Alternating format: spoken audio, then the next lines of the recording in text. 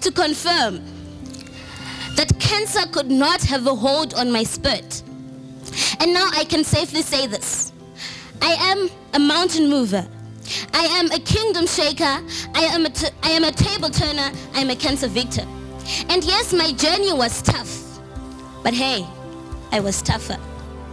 I believe that if we cultivate the Obama creed in each and every one of us, that yes we can, then yes we will. Ladies and gentlemen, this is my own creed now. No more cancer. No more cancer.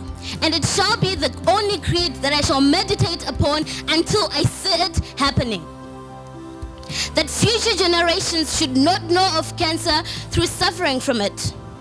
Future generations should only know of cancer through reading about it in books.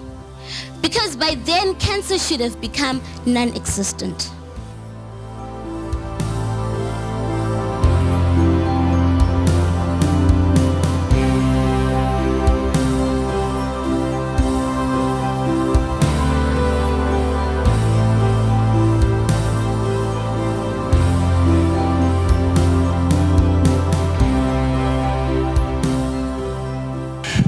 The only thing I can say is that we will look for ways for my government as well as the many foundations in the United States to find ways to partner with Kids Can, because no parent should ever have to bury a child under any circumstances. Words fail me, but we all have children. We would not want our children to be in this position. But I am very confident, not just that our government, our foundations will help. I am positive that the good people of this nation will continue to sacrifice, because these are not their children. These are not your children. These are our children, the globe's children. So we will do everything to help you.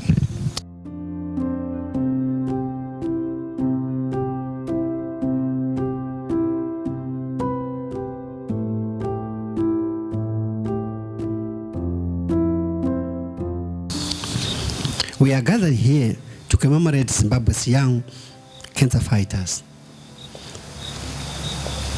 We have had many young heroes and heroines fighting to the end. In 2015, the youngest child diagnosed with cancer was just a day old. And this year, a 2-month-old baby was diagnosed with Wilms tumor. Globally, cancer is the third leading cause of death, and 12 million people new cancer cases and 7.6 million cancer-related deaths were recorded worldwide in 2008. Sub-Saharan Africa accounts for 75% of the 300,000 global deaths of children affected by cancer and cancer-related blood disorders. Estimates suggest that 50 to 80% of these patients will die before adulthood, with the most vulnerable period being the under 5s. It had been 4 years since I started living in psychological bondage, walking around with a huge mask on my face. I once thought of suicide as an initiative towards my psychological freedom. Ladies, gentlemen, I know many people say men doesn't care much about their faces, but I say boys do.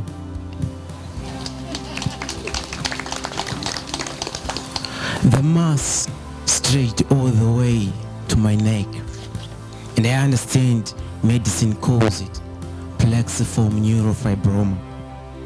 That was my condition. Knowing my background, I had lost hope. All of my dreams were shattered before me. Ladies, gentlemen, all I was waiting for was for the Almighty to do justice upon my soul. And indeed, justice prevailed. It all started when the Kids Can members or the Kids Can officers visited our community in Shamva, my central. KidsCare took me in. I don't know their reason, but they took me in. I was booked for an operation at Paranato Hospital. If you have waited for so long, for so many years, sometimes you think it's just a dream and it will never come true. Today, I never hesitate to mention in front of you that I celebrate 2 birthdays a year. Ladies and gentlemen, this is because at last I can walk with confidence and with the knowledge that indeed dreams do come true. If a child dies at home and in pain, which means we're infringing their rights. If a child dies without medication and care, it means we're infringing in their right. If a child spends many days and months in hospital and miss on schooling, we're playing around with their rights. If a child does not get medication, either the medication is not available, affordable, accessible, we are doing something wrong with their rights.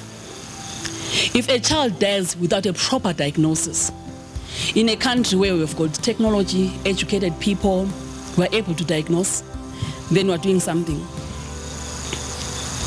The political declaration on NCDs, the WHO, and there is lack of childhood cancer management drugs within the public health system. Currently, KidsCare is the only organization that is providing chemotherapy drugs in the country for children with cancer. We also desire to see the rich countries and agencies of the rich countries here present, helping us, Zimbabwe, because it's a fact that Zimbabwe is a low-income country, to help children with cancer. They are not victims, they are children. We also ask the World Health Organization to synergize childhood cancer interventions with child health strategy. Let's not segregate. We are not going to talk about malaria, bilharzia, immunization, and so forth. A child is a child whether they've got cancer, they've got TB, they've got HIV. Let's treat them the same way. We don't have to wait for statistics to be 2 million to start acting.